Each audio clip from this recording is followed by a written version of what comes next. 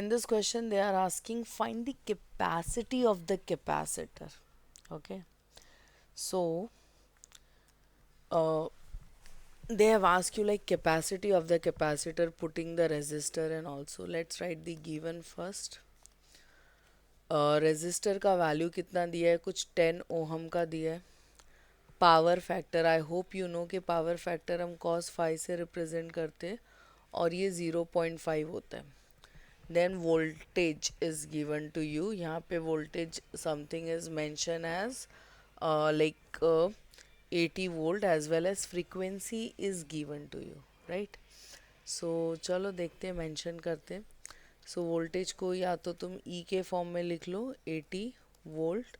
Then like frequency is given as 100 hertz. क्या पूछा था? कैपेसिटेंस. अब कैपेसिटेंस निकालने का क्या तरीका है? यू रिमेंबर एक्स सी का फॉर्मूला ये होता है 1/ω/c, राइट. तो यहाँ से तुम निकाल सकते हो, but for that you need that X C. अब एक्स सी तुमको कहाँ से मिल जाएगा? You can get it from that, दो ही सर्किट है, मतलब कैपेसिटर और रेजिस्टर दो की सर्किट है. तो जो इम्पीडेंस होगा ये कैसे मिलेगा? R square plus X C का स्क्वायर, राइट. तो इम्पीडेंस के थ्रू तुम ये फाइंड कर सकते हो, but do we have the impedance? क्योंकि एक वैल्यू तो पता होना चाहिए एक फाइंड करने के लिए. तो वो हम किससे फाइंड कर सकते हैं? That we can determine with the help of that power factor. Okay, तो cos फाइव के through you can find that what was the formula for this, r/z. तो ये कुछ पैटर्न फॉलो होगा. I hope it is clear to all of you. So चलो देखते हैं, let's go one by one. सबसे पहले हम निकालेंगे impedance with the help of cos factor. So what is the first step? Cos five जो है ये r/z है. ओके, तो हमको क्या चाहिए? z चाहिए. तो ये r अपॉन क्या हो जाएगा? cos फाइव हो जाएगा, right. So z as it is r we can write as 10 ohm.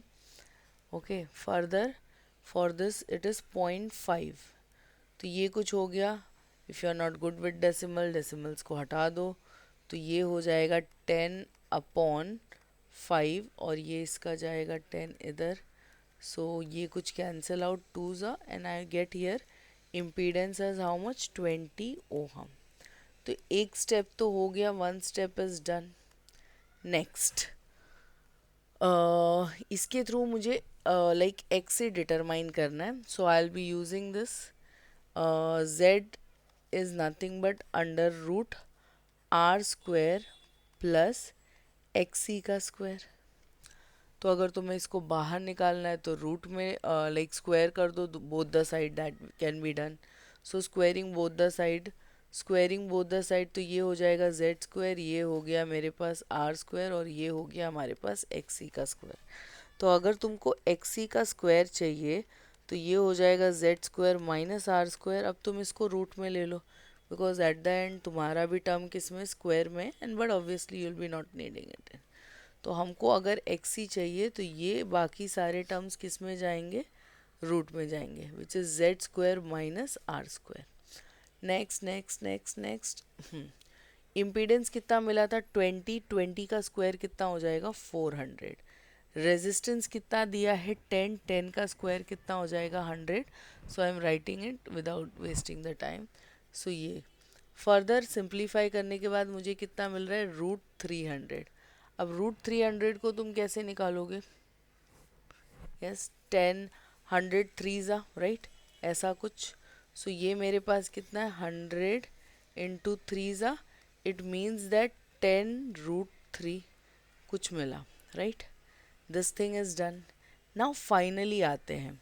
तो अगर तुमको कैपेसिटेंस चाहिए तो फॉर्मूला क्या बनेगा? 1/ω/XC, right. ये दोनों वैल्यूज़ को शफल करोगे ना, पोजीशन को चेंज करोगे. सो 1 एज इट इज़. ओमेगा की वैल्यू डू वी हैव? नहीं, बट फ्रीक्वेंसी दी है तो काम बन जाएगा. सो ओमेगा की जगह पे 2 पाई एफ लिखना होता है. पाई का वैल्यू है 3.14 एंड एफ जो है ये हमारे पास कितना हो गया, 100 हो गया. Do we have X C का value, yes we do have.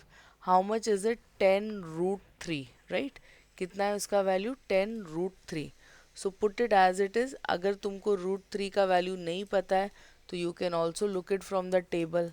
1.732 होता है. सो अगर तुमको √3 की वैल्यू इफ इन केस नहीं पता है तो वो भी कर सकते हो. Understanding. So further you need to simplify all of this, and as you can see maximum terms जो है वो किस में जा रहे हैं, they are going in the denominator. Okay, तो calculation might यहाँ पे it will go slightly like difficult जो है वो कुछ होगा. Moving further let's figure out this. तो इसको जब तुम simplify करोगे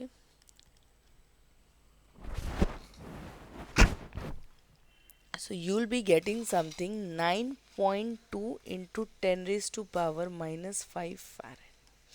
Okay, so capacitance का जो unit होता है that is farad. So that you need to specify. So I hope the solution was clear to you all. In case if you have any doubt, you can reach to us. Thank you.